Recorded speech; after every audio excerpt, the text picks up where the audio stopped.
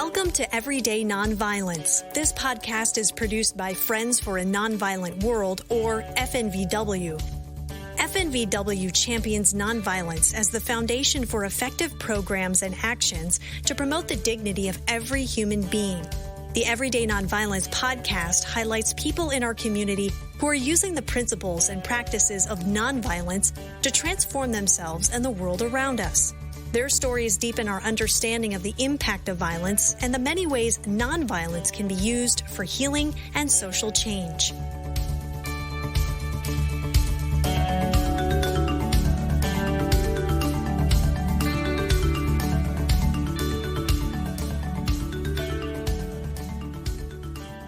Today, Mike Alberti is with me, Jarren Peterson Dean, to talk about the Minnesota Prison Writing Workshop, the organization he joined as administrator in 2016. Founded in 2011, MPWW conducts creative writing classes and related programs in Minnesota correctional facilities. With 25 instructors, the organization has taught more than 250 creative writing classes to over 3,000 men and women in every adult state prison in Minnesota. In addition to his administrative responsibilities, Mike continues to teach workshops, and he's a published author. His first book, Some People Lay You Down, won the 2020 Katherine Anne Porter Prize in short fiction. Mike, welcome. Thanks so much for having me. You came to this work starting with your exposure to prison writing programs as an undergraduate. Could you talk about how that came about? Sure, I'd be happy to. So I went to college at a small liberal arts school called Vassar College, which is in New York State. And when I was an undergraduate there was a program through which Vassar students could take a class for credit inside of a nearby New York State men's prison. So we would go in and we would have class alongside men who were incarcerated in that facility. And the subjects of the classes were related to the criminal justice system. We were all learning together about that system in an academic way.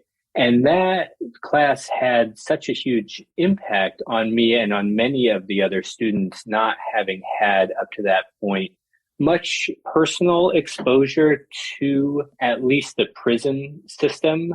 And part of the purpose of these classes was to make that system visible to us as we were learning about it. And not just the system, but the individuals who were incarcerated inside of those facilities, many of whom we got to know very well, some of whom I'm still in touch with today. Well, that sounds like it was really transformational for you. So that's what led you to become involved in criminal justice reform? Yeah. Those classes, as I said, made that system visible in all of its ugliness and with all of its faults and with all of the violence that that system does to the people who are involved with it. And once I had seen that, it seemed imperative to do what I can as someone who is not incarcerated to reform or change that system. So after I graduated, I was involved in some activism related to criminal punishment reform and abolition before I went back to graduate school to do my degree as in creative writing. And that's when you came to the University of Minnesota, correct? That's right. And so how did you first become involved with MPWW? How did you find it? As part of my graduate degree at the University of Minnesota in creative writing, I was teaching undergraduate creative writing classes, and which I loved. I had never really taught before. I didn't have that kind of experience, but I really, really loved it. I loved the students, and I loved introducing people, especially to creative writing. Most of those students hadn't taken a creative writing class before. And so I was finding that so enjoyable. And at the same time, I was thinking about this other part of my life and this other interest and passion that I have for criminal justice reform. And I was in a new state in Minnesota. I just moved here. And I had no sense of what the Minnesota prison system was like at the time. And I wanted to learn more about that just as being kind of an active citizen of our state. And And so I have these kind of things going on at once. And it just occurred to me one day, I had never heard about anything like this before exactly, but it just occurred to me that, well, I'm teaching creative writing to undergraduates and I'm enjoying that. And maybe this is something that folks who are incarcerated would enjoy. And that was really the extent of my thought. And maybe that's something I could, volunteer and provide. Maybe that's possible. So I simply Googled Minnesota prison creative writing classes or something along those lines. And then, the first hit I got was Minnesota Prison Writing Workshop, sent them a note, and that's how I got linked up with them in the first place. Well, how fortunate for all of us that you did. What was the program like at the time compared to its current scope now?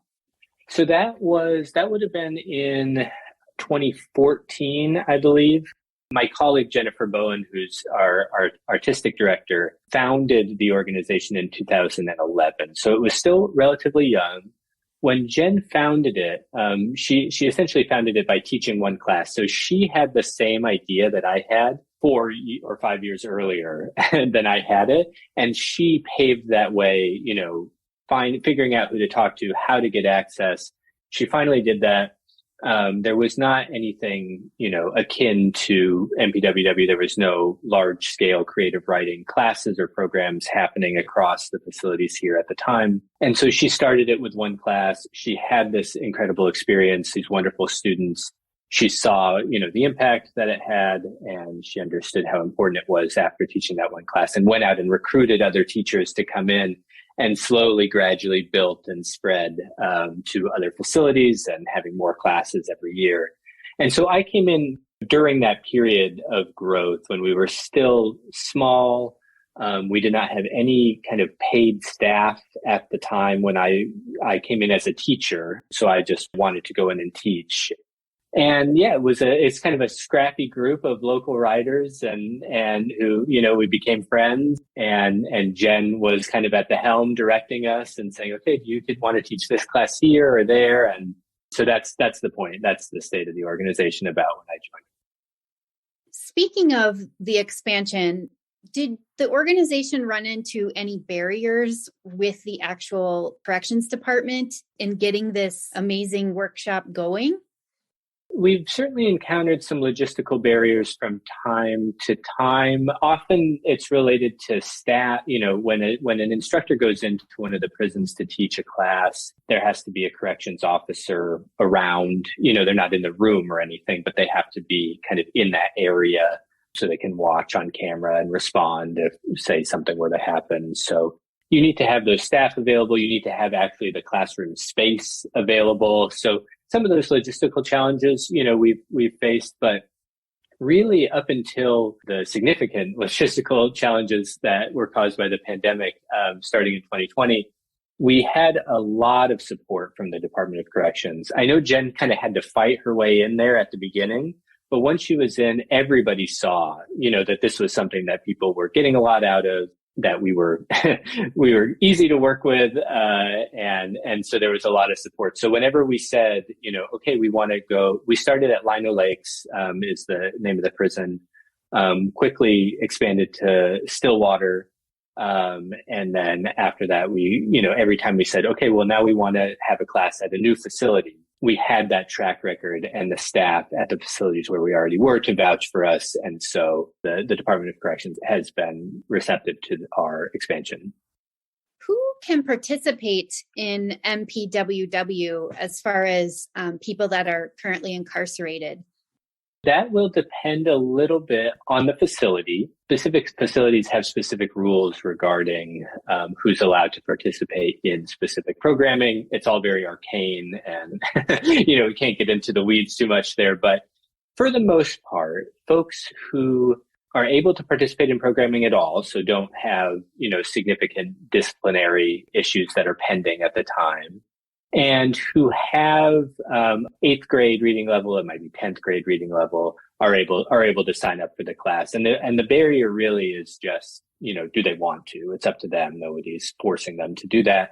They don't get college credit. For some of them, it's time that they could be, otherwise working and making some money while they're in the facility. It's anybody who wants to with those parameters in mind.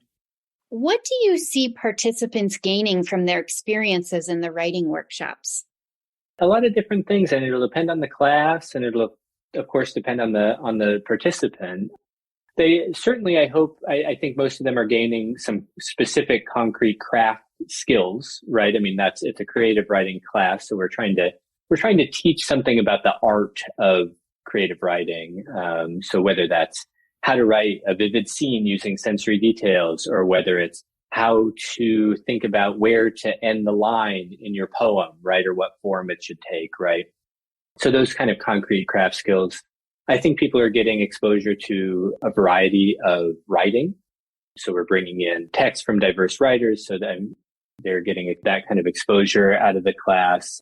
And I think they also get access to a larger community, artistic community, both within the facility, out across, with people outside of prison and across facilities as well.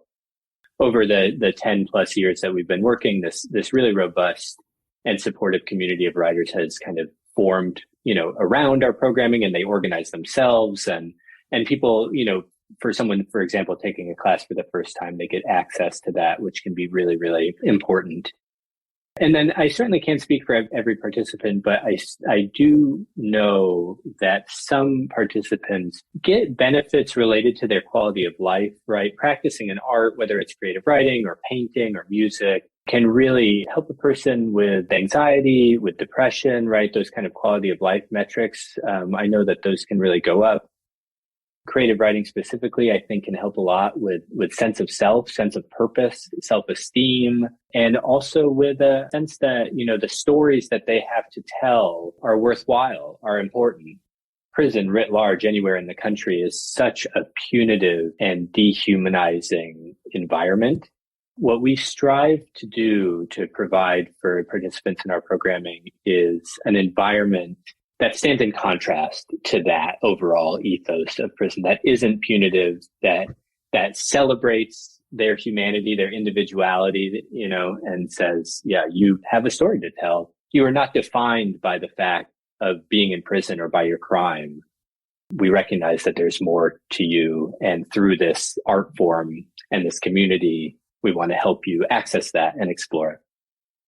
Are there other benefits that you see to the corrections system as a whole, to the instructors, to society? Well, the instructors, speaking personally, certainly there's a huge benefit to us. I mean, our classes are fun. Our instructors love to teach. They want to be in there. Many of our instructors teach also at other institutions of higher education. And for example, I teach at Century College.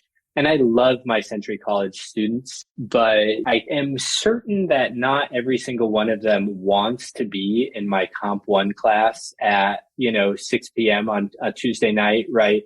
That's not where they would be if they, if they could choose anywhere they wanted to be. But every single student in an MPWW class is there because they want to be there. And there's such an energy around that in the classroom that instructors really, really enjoy. So we get a lot out of it. Those of us who work really benefit a lot. I do think that there are a lot of benefits to society. They're probably a little bit hard to quantify, but one thing that we've been doing more and more in the past few years, our bread and butter is still the programs inside, teaching classes, right? Teaching craft, helping folks tell their own stories in their own voices. But increasingly over the past few years, our students, many of whom have been with us for 10 years or more, have said, well, we also want people outside of this classroom to read our work and to have access to it. We want to connect with the larger community. And I should say that many of the folks that we work with inside, the writers that we work with, are professional, practicing, publishing writers of the highest quality. I mean, I always say that some of the best writers who are working right now in the state of Minnesota are writing from prison. I truly believe that. Many of them are incredible artists. And so, to the extent that we've been able, through different partnerships and different ventures, especially in the last few years, to expose the broader community, to create platforms for our students' voices and cultivate new audiences for them, connect them to opportunities, I think our artistic discourse has really benefited a lot from that. And anybody who's been exposed to their work has certainly benefited from reading it. That's incredible. Are there additional areas you're considering in the future with MPWW? We are thinking about a lot of different things. Because of the pandemic, we weren't able to get in for a couple of years and are just only now really starting to get access again. And so, while we're ramping up and really want to be back inside with as robust of a presence as we can, we've also had this opportunity to think about other areas that, for example, like those partnerships, thinking about what can we do to create more platforms for the work of incarcerated people. How can we connect them to those opportunities, or how can we create those opportunities for them to reach those audiences? So that's a big area that we're considering. It's so great that because we've been around for, over 10 years now, more and more and more of the students that we've been working with for a long time are getting out, which is amazing.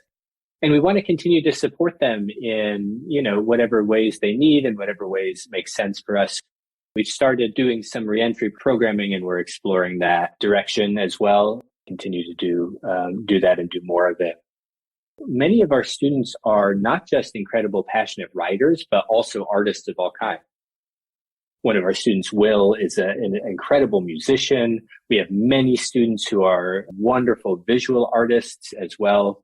And the programming like MPWW for writing doesn't exist. So we're thinking about how can we provide some of those opportunities as well, which we recognize all of this arts, this kind of expression, the more of it that there is, the better. So we're thinking about different projects where we might combine writing with some other art form, for example, a songwriting class that combines writing and music, a graphic novel class, for example, that combines writing and visual art, and so on. So we're kind of tiptoeing into that realm as well. Are there any specific stories from people who have attended workshops or, worked with you for years that stand out to you as inspirational or more meaningful? We had a student in a class years ago named Robert. It was an essay writing class. And Robert wrote through that class, worked on it hard, revised it, really, really dedicated to writing this essay about his experience in segregation, SEG, they call it, solitary confinement, essentially. He spent 600 days in solitary confinement before taking this class, and he wanted to write about that. And the essay that he wrote testified so poignantly and painfully to what that experience was like, how torturous that was, that he was able to publish it in the Star Tribune, actually, and it got quite a bit of attention. And the governor at the time actually cited that essay as part of his reason for trying to institute some reforms to the solitary confinement. So it still exists, but you can no longer you're not 600 days in solitary confinement is no longer allowed in the Minnesota system. You can't have such a long stay. But that's a story where the success, you could see that Robert's craft is taking his awful experience, turning it into something productive and positive, and it having this impact to show the human side, right? That's really what art can do, is say, we can talk about numbers, but once you kind of read that essay and you see, oh, this is what that was like. This is what it was like to feel so lonely that you saved a little bit of your toothpaste to induce some ants to come into your cell to keep you company, right? Those kinds of details, right? That only comes from these specific artistically crafted stories. And those are the kinds of things that really can have an impact on individuals and also on systems. Absolutely. It's amazing how a personal story can resonate with people that may not be listening otherwise. That's incredible. Yeah. Prisons can be violent places. In what ways have you seen violence impact your students, or even perhaps the instructors or yourself? I'll say that nobody involved with MPWW has ever suffered any kind of violence in prison while we've been in there teaching. And I certainly can't speak for everybody, and it is also absolutely a gendered issue. And so as a man, I especially shouldn't speak for our teachers who are identified as women or non-binary, but I can say that I think for the most part, people feel very safe in our classrooms. As far as our students, like incarcerated people everywhere in the country and in the world, I'm sure, they undergo 1,000 violences a day. And it's not about, whatever kind of sensational thing people might think from TV or something, prison shanks or lunchroom fights. I mean, of course, stuff like that happens here and there, but for the most part, it's the violence that they suffer being in this environment that doesn't care about who they are, that doesn't really recognize their humanity, that views them as a criminal, as a threat. And the system is designed around that attitude. Again, not specific to Minnesota, everywhere in the country. We actually probably have one of the most humane state systems of anywhere in the United States. But yeah, like I said before, prison is designed to be punitive, and punishment involves violence. And that's the air that the folks we work with are breathing every single day. There's a violence involved in being referred to as an offender, which until very recently was the nomenclature. It recently has changed to incarcerated person. There's a violence to being referred to by a number instead of your name. Everybody has an offender identification number, an OID, right? That's your number. That's who you are. That's your identity, right? To have that humanity stripped away is a kind of violence that our students experience every day that they're inside. So from your perspective, in what ways does your program support or encourage nonviolence?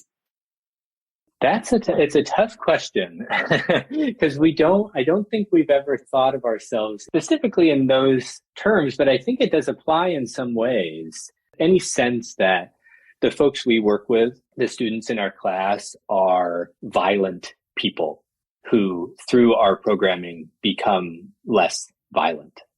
That's not how we think of ourselves, and I don't really think that's an accurate way to describe our work. If anything, the way that we promote nonviolence is by showing up to class, having this 3-hour block of class every week where we are focusing on the humanity of the students. We're joking with each other. We're telling stories. We're listening to each other. We're communicating. We're valuing what each of the participants, all of us, have to say. Nobody is, privileged, and nobody is, there's not a hierarchy at work. Everybody is recognized as a full human.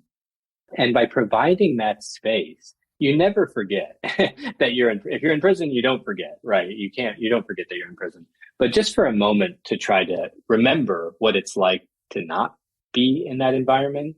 And in doing so, by creating that, to have a model within the Department of Corrections, right? We're a part of the system to some extent, right? We're going into the prison, but within that system to provide a model of, I hesitate to use the word rehabilitation, but, rehabilitation to, in a certain sense, the word restorative justice through art, right? And a model that stands distinct and in contrast to the broader encompassing model of punishment, essentially, and dehumanization, to say there is a different way we can go about interacting with folks who are in prison and who have done harm, right? There's a different way than by doing these daily violences, which we don't see as actually being rehabilitative. Is that challenging for participants to adjust to when they attend your workshops, knowing that most of their time is spent being treated in one way, and then they're able to come to your space and be treated in a different way? Do you ever see any tension arise from that?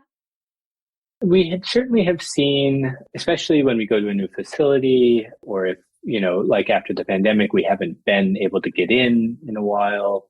There's been issues of trust, for someone who's in that environment, understandably, right, you kind of are going to have a certain cynicism. And so, our instructors have to earn that trust to say, I'm not here to punish you. I'm not here to exploit you, right? And because that's, I think, the default. Even, there are many wonderful, for example, GED teachers who are in prison, high school teachers, higher education teachers, many wonderful teachers. But I know that many of our students have had really poor educational experiences, both before they went to prison and in prison. So yeah, that trust is something that we strive to earn. It gets easier after we've been there for a while, right? You get some street cred, and you have the community of folks who can vouch for you on the inside. So, but at first, it can be a little bit of a challenge. Can you speak a little bit more about the tension between the differing objectives of incarceration? You mentioned like the punishment or holding people accountable versus rehabilitation. Absolutely. So a few years ago, I heard a high-ranking official within the Department of Corrections, who is not somebody who is there anymore, explain the purpose of prison at a very high level. And this person said that there were 4 reasons why we have prison, essentially. The first is rehabilitation, okay, an idea that somebody needs help, right? We need to provide resources to somebody and help them in some way. The second was deterrence, which, the idea that by, if you think you're going to go to prison, then you might not commit a crime, right? The third was incapacitation, that there are essentially some people who, are not safely able to be out and free in society. And the fourth was what he called just deserts, just a social sense that harm should be followed by harm. So if you cause harm, you should experience harm. And in my experience, personally, and also I think widely backed up by by the academic literature, which is extensive on the subject, those 4 goals are not compatible with one another. You are not able to successfully rehabilitate somebody when you are essentially punishing them. We have this kind of mixed view of what we're doing in prison.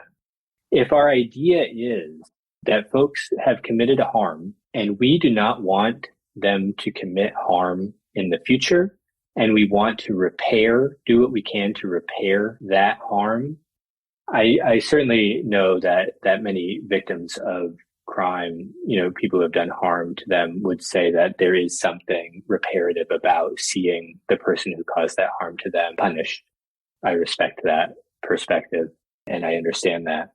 At the same time, as a society, if what we're going for is less harm overall, causing the harm that we cause by putting people in prison is not the way to reduce further harm that person might do. Prisons are not a place where, by and large, of course, exceptions exist, as with any rule, but it's not a place where rehabilitation is, it's not a place that's conducive to rehabilitation, essentially, because the overarching modus operandi is about just deserts, right? Is about punishment. What would you say makes the Minnesota Prison Writing Workshop unique? Oh, many things.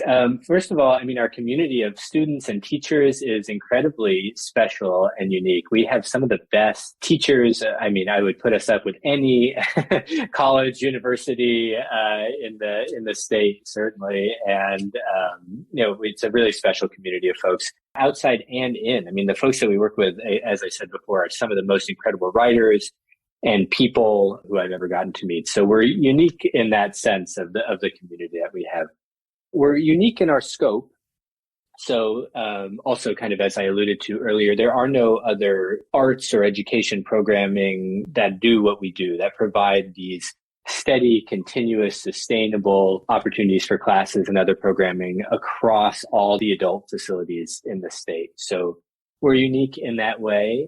And I don't think that there is anything really in other states that even rivals what we have been privileged to do here in Minnesota. There certainly are wonderful arts programs in other states.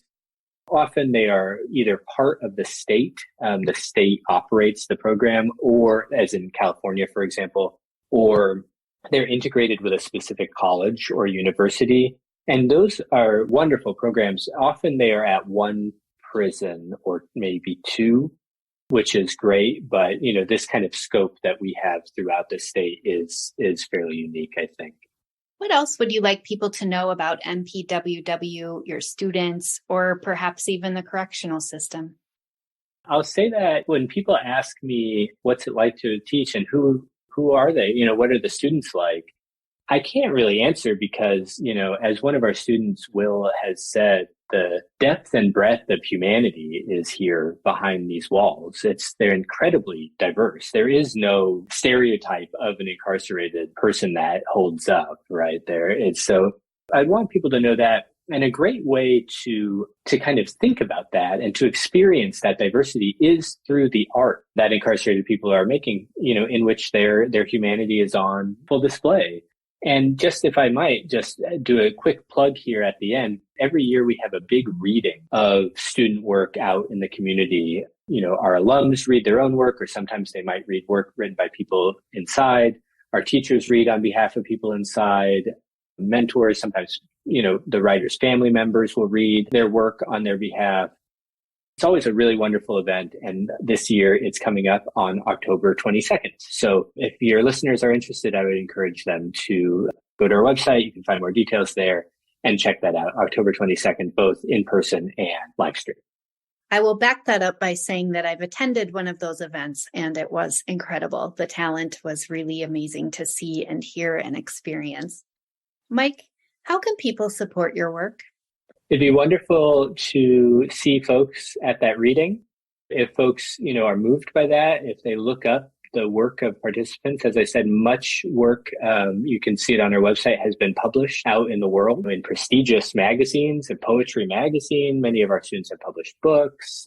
It's wonderful if you read that, expose yourself to it. And then if you're so moved to get in touch with those writers, they often feel isolated, siloed. But those connections that folks get from people who experience their work is super, super important. And anybody can write. Anybody can write a letter to anybody in prison. So I encourage folks to do that. Mike, thank you so much for your time. Thank you so much for having me. This was a pleasure. And thank you so much for your thoughtful questions. I'm Jarren Peterson Dean, and I've been talking with Mike Alberti, Executive Director of the Minnesota Prison Writers Workshop. For more information about Mike and MPWW, check the program notes. Thank you.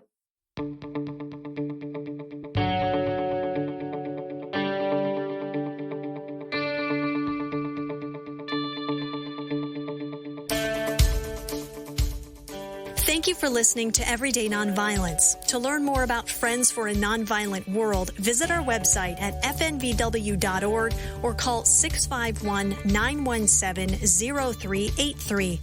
We hope you will subscribe so that you don't miss future episodes and insightful conversations. Please note that the views expressed in this podcast are those of the host and guest and are not intended to reflect the official positions of FNVW, its staff, or board of directors.